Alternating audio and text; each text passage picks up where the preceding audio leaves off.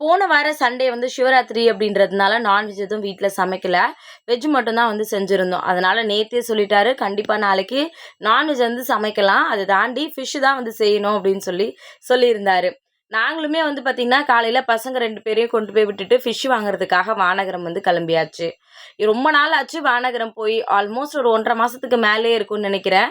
முன்னாடியெல்லாம் அடிக்கடி போவோம். இப்பலாம் ரூ. 100 அண்ணாகிட்டயே வந்து பார்த்தீங்கன்னா, மீன் வந்து வேணும்னா வாங்கி வந்து சமைச்சுக்கிறோம்.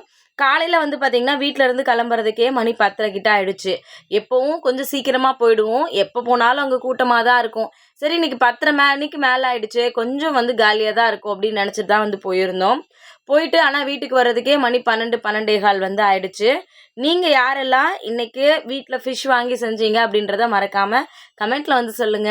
நீங்க எப்படி மொத்தமா இந்த மாரி மார்க்கெட்ல போய் தான் ஃபிஷ் வாங்குவீங்களா? இல்ல வீட்டு பக்கத்திலேயே வந்து வாங்கிப்பீங்களா? அப்படின்றதையும் மறக்காம சொல்லிடுங்க. Thank you.